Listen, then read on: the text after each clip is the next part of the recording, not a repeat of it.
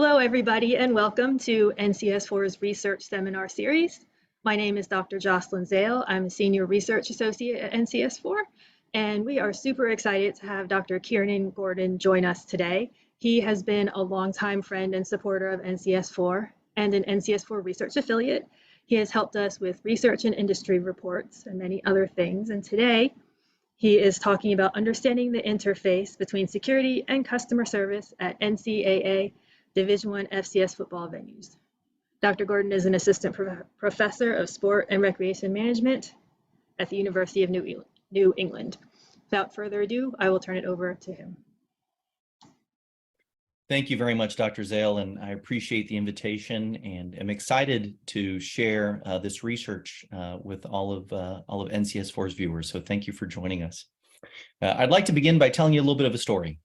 A few years back, I was having a conversation with a colleague at a different institution, and this colleague had recently visited the brand new shiny NFL stadium in her area and was excited to go. Not being a huge football fan, she wasn't aware of the NFL's clear bag policy and brought a brand new handbag that she had bought.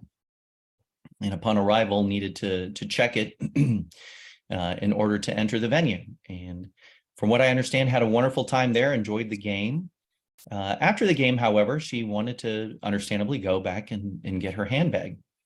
And she was disappointed to find that her and everybody else who were waiting for items, rather than having those items distributed individually, that security personnel essentially took all of those items and just dumped them all out on a big table for everybody to fend for themselves. And in seeing, this swarm of people go to try to get their stuff, she was understandably particularly frustrated. And rather than dealing with all of that, she decided to just walk away and leave that handbag. And upon hearing this, my heart sank for her. Here's this wonderful opportunity for, all of these resources have been invested in this venue to deliver an incredible experience for guests. And because of this experience, it's safe to say she probably wasn't going to return to another game.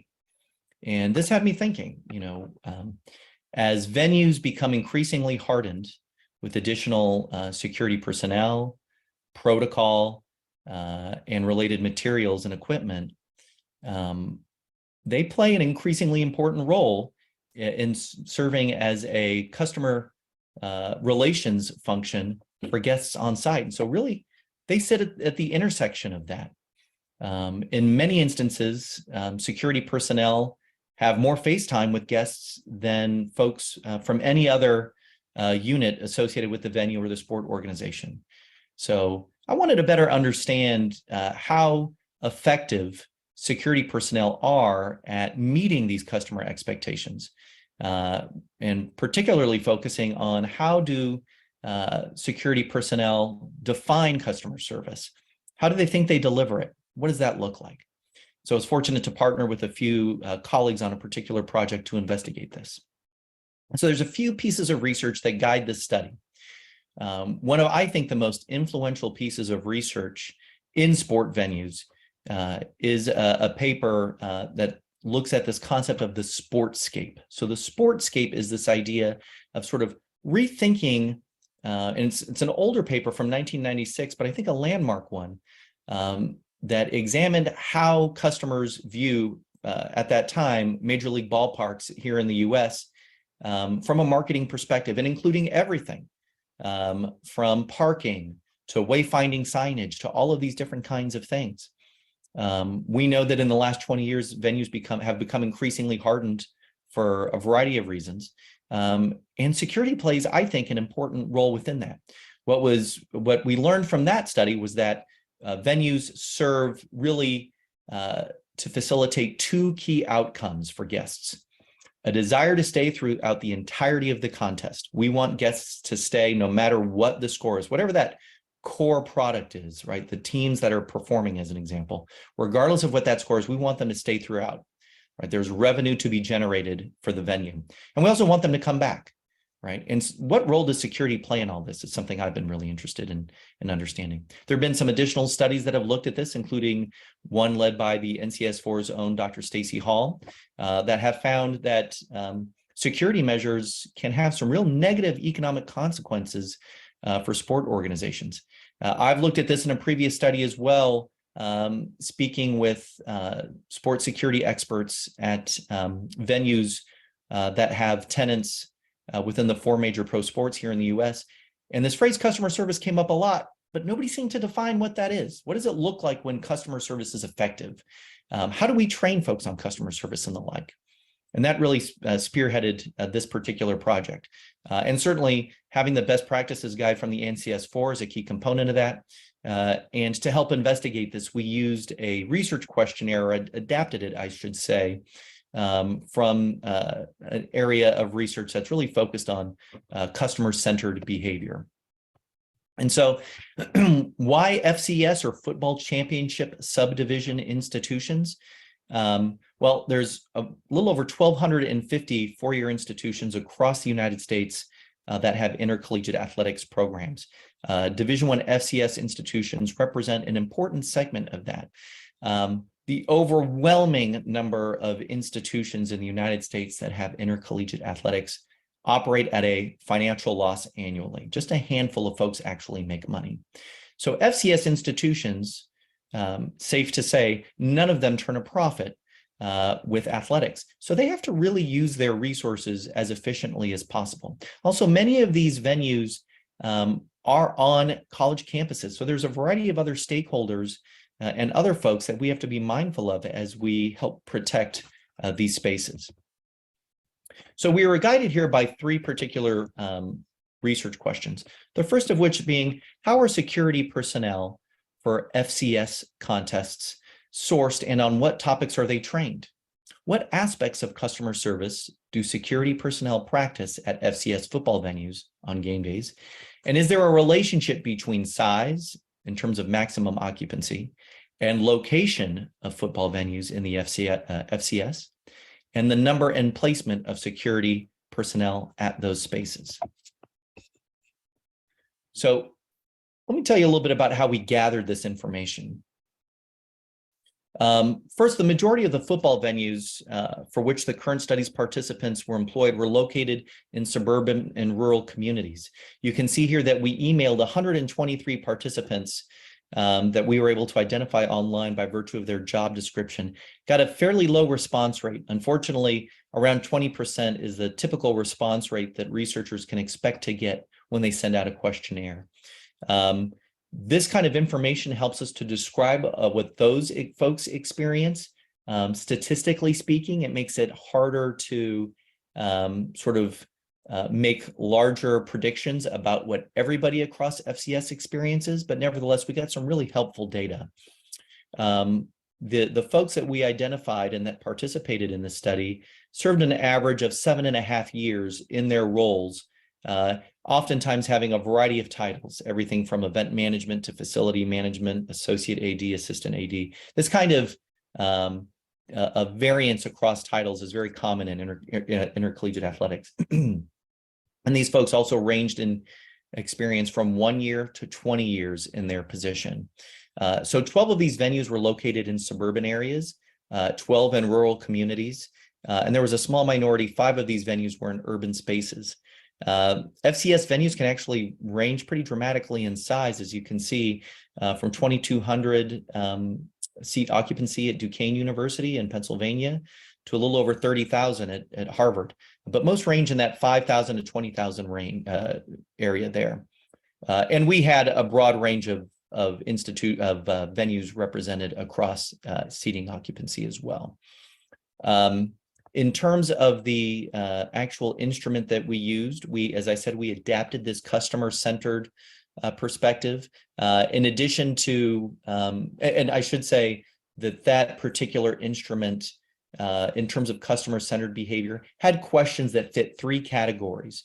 Those categories related to assurance behaviors, okay, responsiveness behaviors, and recommendations. Okay, how quickly folks are able to respond to needs, the degree to which they're able to assure or work with or address certain kinds of concerns, and certainly offer recommendations or suggestions for other products and services on site. In addition to gauging the customer-centered behavior of security personnel, we structured this to also examine a variety of other topics related to security.